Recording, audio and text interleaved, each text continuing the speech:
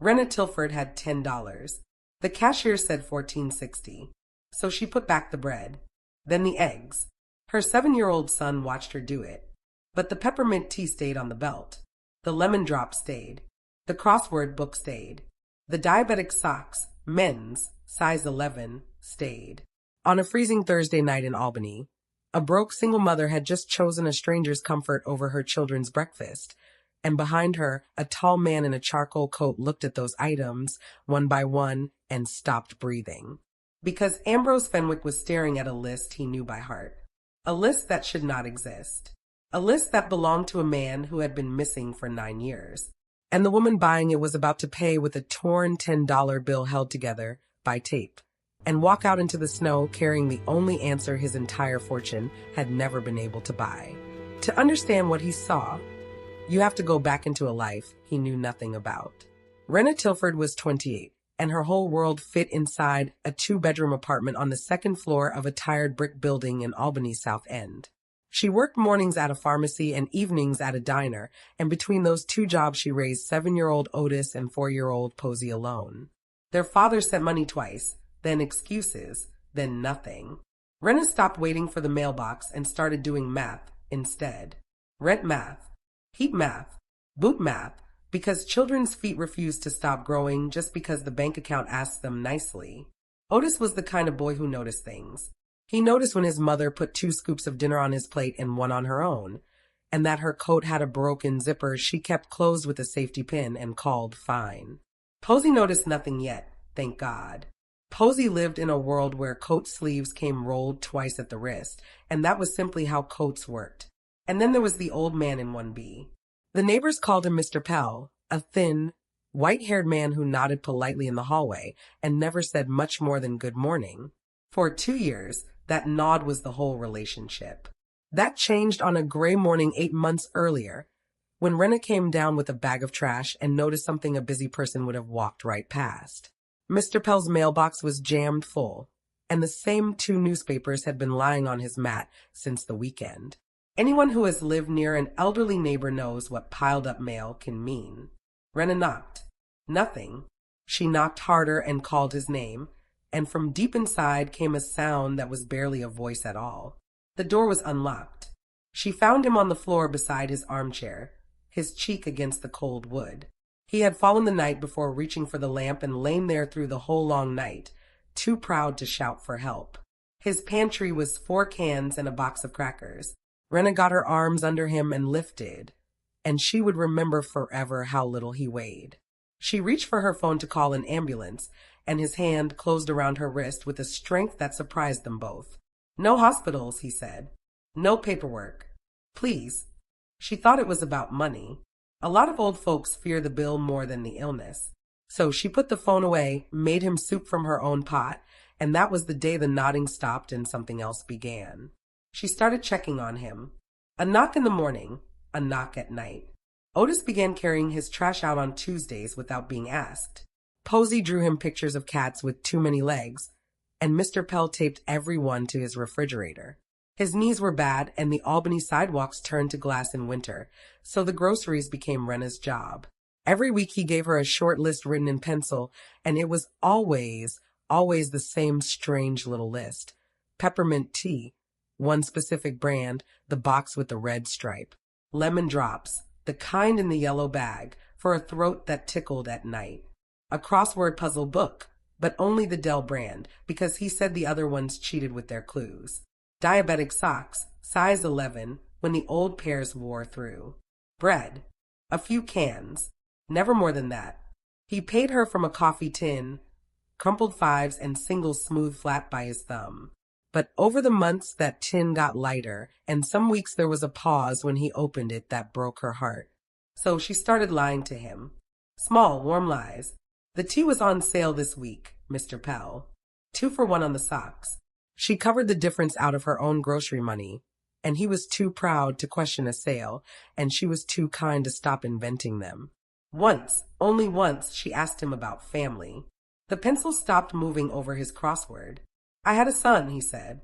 He outgrew me. He said it without anger, which somehow made it worse, and Rena understood she had touched a locked door.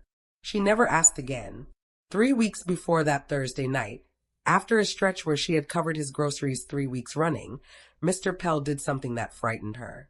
He worked a ring off his finger, an old gold band gone soft from decades of wear, pressed it into her palm, and folded her fingers over it. "No," she said immediately. "Absolutely not. It's no use to me anymore," he said. "Sell it if you ever need to. A woman with 2 babies should have something to sell." She argued. He won by simply being too tired to keep arguing with. She could not bring herself to sell it, and shoving a man's ring in a junk drawer felt like disrespect, so she wore it. Right hand, middle finger a little loose. She had no idea what she was actually wearing. No idea that across town, in a glass tower she had never once looked up at, there was a man who would have traded every dollar he ever earned just to see that ring again. Now you know what was on that belt. Now watch the Thursday night happen. It was the kind of cold that gets into your teeth. Rena had both kids with her because the sitter canceled, Posey half asleep on her shoulder, Otis holding the basket like a job he took seriously. Mr. Pell's cough had gotten worse that week, but his list was in her pocket and she would have crawled to the store before coming home without it. She put the items on the belt one at a time. The tea, the lemon drops, the Dell crossword book, the socks, then her own things, bread, eggs, peanut butter for the kids. The cashier, a broad, warm woman named Dovey who could read whole lives off a conveyor belt, rang it through, and the screen said 1460, and Rena's stomach dropped through the floor. She had $10, one bill, and that bill was its own small heartbreak because 2 days earlier Posey had tried to fold it into a paper boat, and by the time Rena rescued it, it was torn nearly in half. She had taped her own money back together that night, because when $10 is all the cash you have until Friday, you do not get to mourn it. You repair it. The line grew behind her. Somebody sighed. Rena felt the heat climb up her neck. That specific public burning that every broke parent in America knows, and she made her choice without letting her face fall apart in front of her children. Her hand went past the old man's items, all of them, and took back her own bread. Then her own eggs. You do not buy what you want. You buy what can survive until Friday. Debbie's eyes flicked up for half a second, because cashiers see everything, and she removed them without a word, then tapped a coupon she had no obligation to tap, and Rena handed over the taped 10. Then Otis tugged her sleeve and whispered that Posey's mitten had fallen, and Rena bent and reached, and the loose old ring on her hand caught the fluorescent light and threw it. Behind her stood a man who had not planned to be there. Ambrose Fenwick, 43, owner of a logistics company whose trucks crossed half the state. He had been standing in that line, thinking about a contract, until his eyes drifted across a stranger's groceries. Peppermint tea, red stripe. His hand tightened on the briefcase. Lemon drops, the yellow bag. His chest went strange. A Dell crossword book. Only Dell, son. The other one's cheap. Diabetic socks, size 11. People talk about blood running cold, like it's a figure of speech. Ambrose felt it happen, an actual draining. Any one of those items belonged to 10,000 old men. All 4 together belonged to exactly one. He had bought that tea himself 100 times as a boy. It was not a similar list. It was the list, assembling itself item by item in front of a woman he had never seen in his life. Then she bent for the mitten, and the ring flashed, and the world stopped making sound. He knew that ring like he knew his own scars, a gold band worn soft, a hairline scratch across the face from the time it caught on a school radiator in 1989. His mother had put it on his father's hand at a church on Delaware Avenue, and after she died, his father never took it off. Not to wash dishes, not to sleep. Not once in all the years Ambrose watched him come home smelling of bleach with that gold band still on his finger, like a vow that refused to expire. 9 years of private investigators and dead ends, and the answer was standing in front of him at a grocery store, putting back her own bread to pay for his father's lemon drops. His mouth opened. Nothing came out. One voice in his head screamed at him to say something. And a second voice, the one that had survived 9 years of hope dying over and over, whispered that if he was wrong, the fall would kill him. By the time the 2 voices finished fighting, the woman was guiding her children out into the falling snow, gone. Ambrose stood frozen at the belt like a man who had seen the dead walk. Debbie looked at him with one eyebrow up. Sir, you all right? That woman. His voice came out scraped. Does she come here often? Debbie gave the wealthy stranger a long, measuring look before she answered, because women look out for women. Thursdays, she said finally. Most Thursdays. And then, softer, puts her own food back every time the math runs short. Never the old man's. 3 blocks away, on a bus with fogged windows. Otis looked into the grocery bag, and then up at his mother. Mama, are we not eating eggs tomorrow? Rena watched the snow stick to the glass. Not tomorrow, baby. Because of Mr. Pell?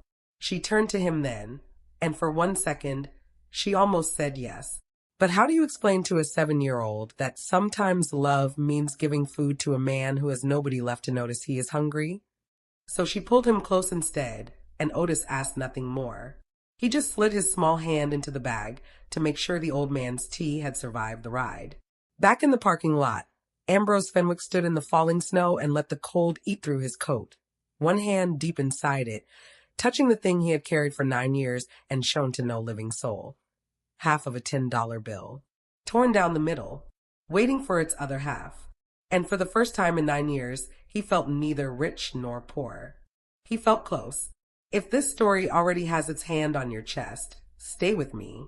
Because what that torn $10 bill is about to uncover is the kind of ending people send to their fathers at midnight. Now back to Albany. To understand what 9 years had done to Ambrose Fenwick, you need the night that started them. He had grown up in the South End with a father named Earl, who pushed a janitor's cart through the same school, hallways his son walked as a student, and a boy notices things like that, and other boys make sure he notices. Earl raised him alone after his wife died, on a janitor's wage and a stubborn idea that his son was built for bigger rooms. When Ambrose started a freight company at 26 with one rusted truck, Earl showed up every weekend to wash that truck by hand, beaming like it was a fleet. The company nearly died in its 2nd year. There is a story Ambrose used to tell at business dinners, the one where a mystery investor wired $90,000 through a small fund at the exact moment the bank said no, and the fund dissolved a year later and nobody ever claimed the miracle. He told it as a lucky break. He built an empire on top of it.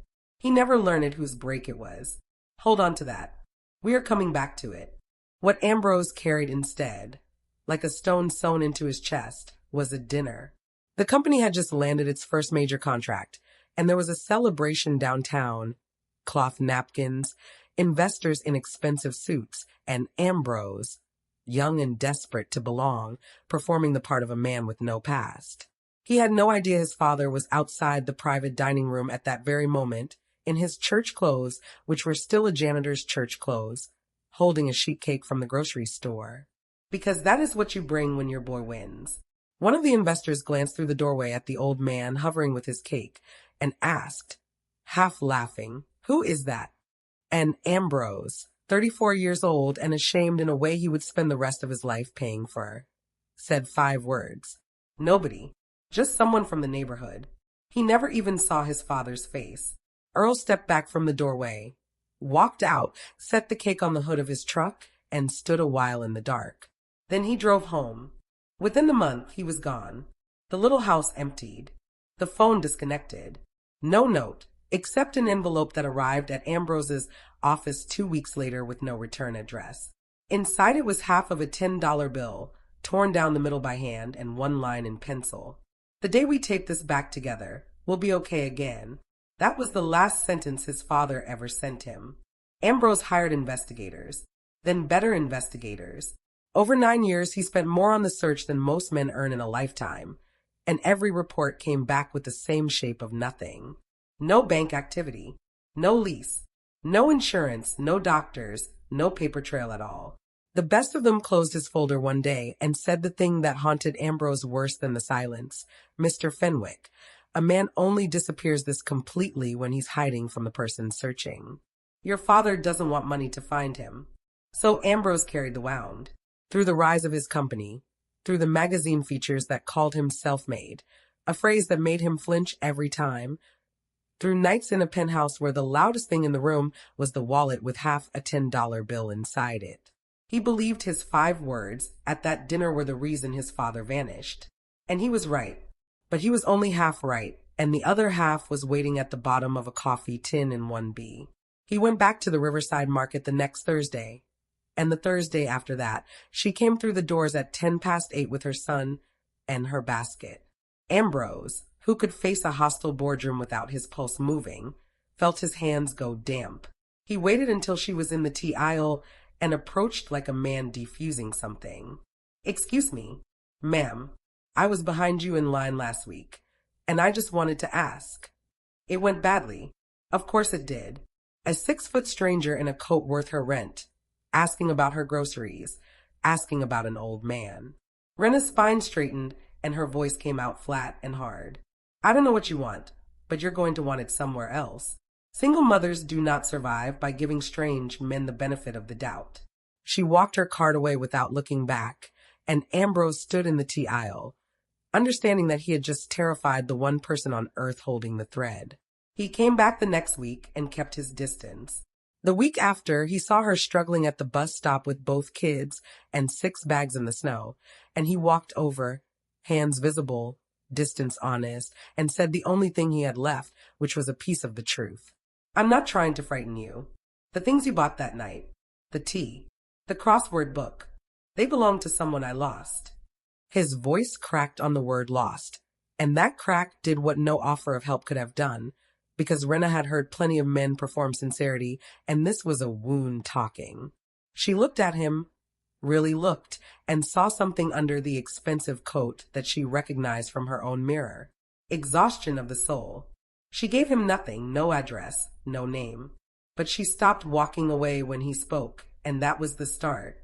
Meanwhile, in apartment 1B, the cough was winning. It had moved into Earl's chest and made a home there a wet rattle. She brought him soup and medicine, and one night she begged. "An urgent care, Mr. Pell. A clinic. Anything. I'll take you myself." The old man patted her hand and gave the same answer. No hospitals, no paperwork, and she finally raised her voice at him for the first and only time. "Why? What is so terrifying about a clipboard? Who are you hiding from?" The room got very still. Earl looked at one of Posey's cat drawings taped beside his calendar, and when he answered the wrong question on purpose, like a man laying flowers on something buried. "You know why I like the cat pictures," he said. "My boy used to draw trucks. Whole fleets of them, all up the hallway wall. I never painted over them, even when the landlord fussed. You don't paint over something like that." That night, Rena heard the cough through the floor. Not once, not twice, all night. By morning, the tea she had carried down sat cold beside his chair, untouched, and an old man refusing his own tea is an old man running out of road. Rena went home truly afraid for the first time.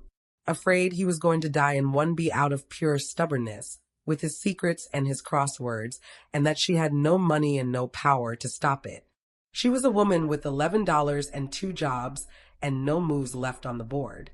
Which is the only reason that the following Thursday, when the stranger in the charcoal coat appeared at a respectful distance and asked, gently, if there was anything she needed, Rena Tilford did something against every instinct she had. She talked to him. It spilled out of her in the parking lot. "There's a neighbor, an old man, no family, sick, getting sicker, and he won't see a doctor, won't sign anything, won't even tell me his real first name. The whole building just calls him Mr. Pell, and I don't know what to do, and he's too proud to." She stopped, because the stranger had gone the color of the snow. "What did you say they call him?" "Mr. Pell."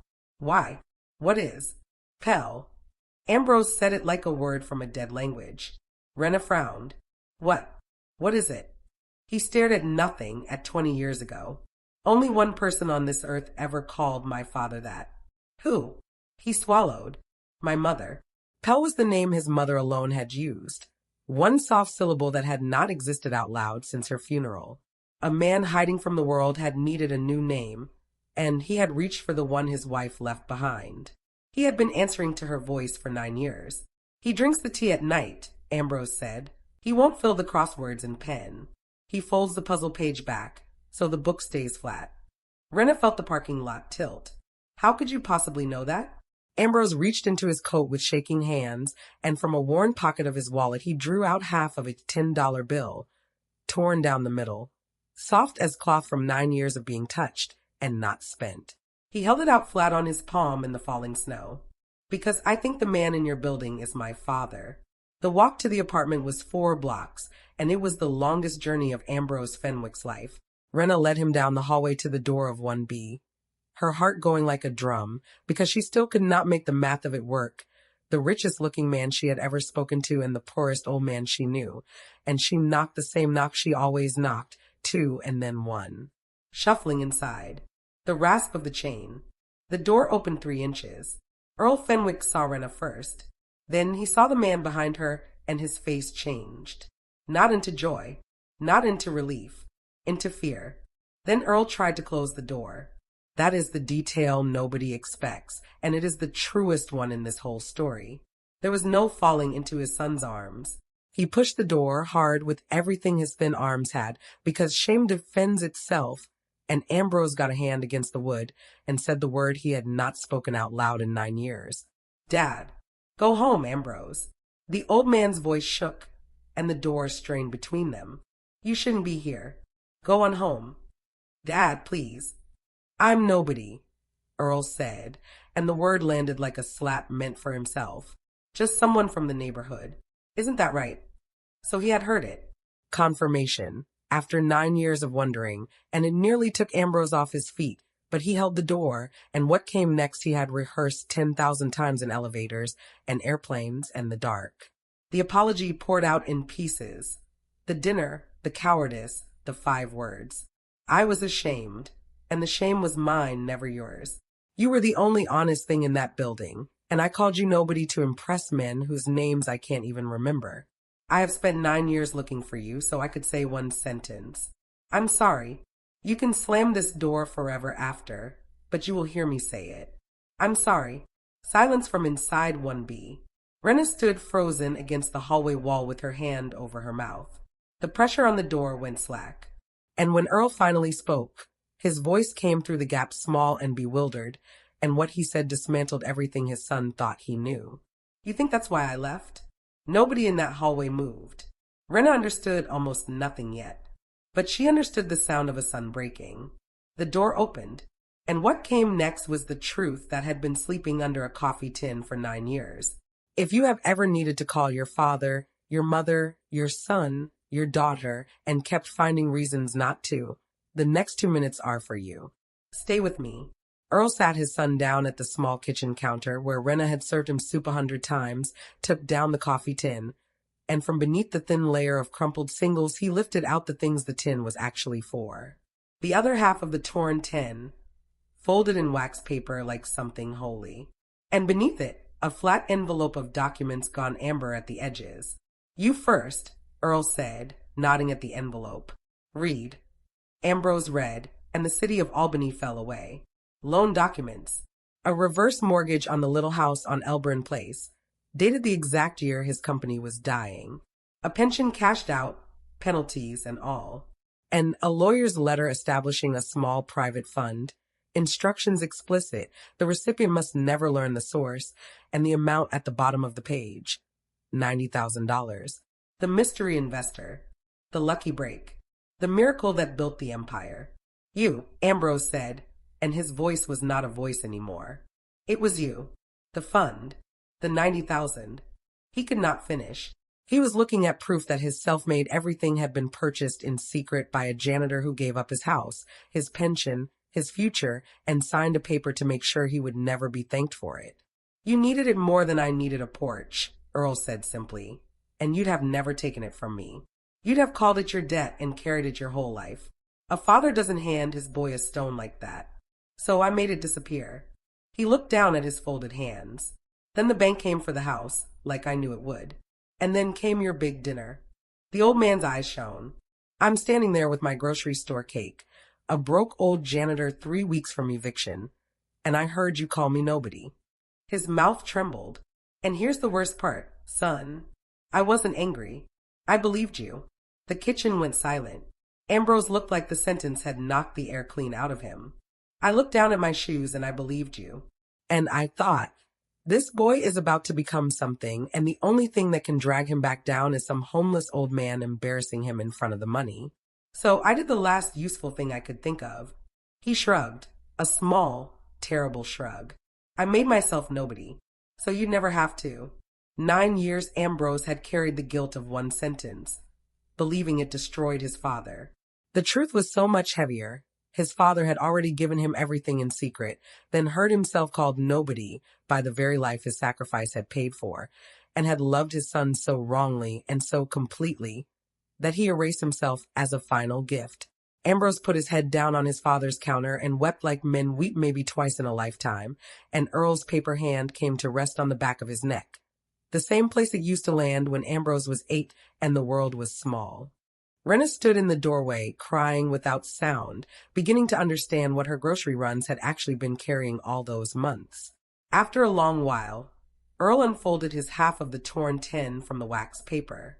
Ambrose, hands unsteady, drew the other half from his wallet. Father and son laid the two pieces together on the counter, and the tear lined up perfectly, every ragged fiber finding its twin, the same serial number running unbroken across both halves, 9 years apart, and one tape strip from whole. Rena, through her tears, went to Earl's kitchen drawer, the one she knew better than her own, and brought the old man his roll of tape. Earl smoothed the strip down the seam with his thumb, the same gesture Rena had used on her own tape 10, 2 broken bills in one story, both repaired by people who refused to throw away what was damaged. He held the mended 10 up to the light, pressed it into his son's hand, and said the sentence he had written in pencil 9 years ago. Now we're okay again. The next morning, Ambrose wanted to fly in the best doctor in the state, and Earl refused him flat, because 9 years of hiding does not unlearn itself in one night. Then Rena stepped forward and took the old man's hand. Mr. Pell, you trusted me with your groceries. Trust me with this. And that was the only reason he said yes. The cough turned out to be pneumonia, caught in time. But it was the old house that made even Rena sit down. Earl would not move into any penthouse, but he did let Ambrose buy back a certain little house on Albany Place, and inside that house, one last secret was waiting. On the hallway wall, under 9 years of someone else's paint, a restorer uncovered a child's pencil drawings of trucks, a whole fleet of them still rolling. Earl had never painted over them. Not once in all the years he owned it.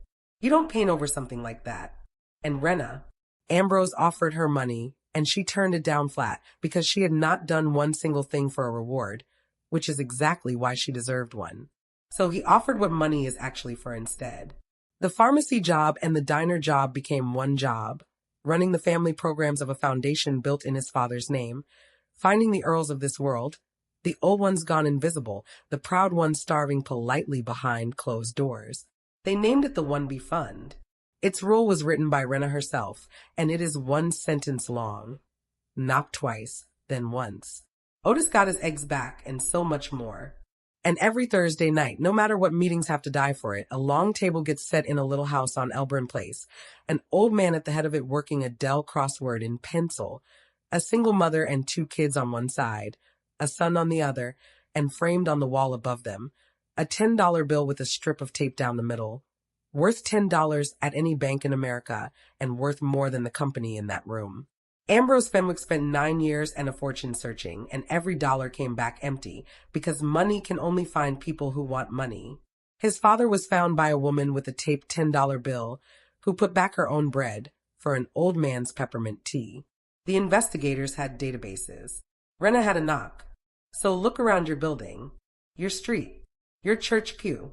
Somewhere near you right now there is an Earl, polite and fading and proud. And there's a phone in your hand, and maybe a name in it you have not called in too long, because of one sentence said years ago. Tape it back together, while the other half is still here to line up with yours.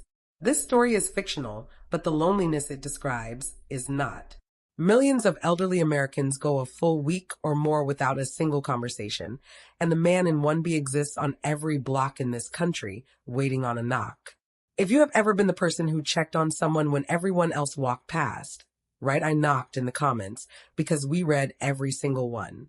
And if there is someone you need to call tonight, do not wait until all you have left is half a bill and a sentence you wish you could take back. Subscribe to the channel for more stories like this one. Share this video with someone who needs to make that call, and thank you for watching. I will see you in the next story.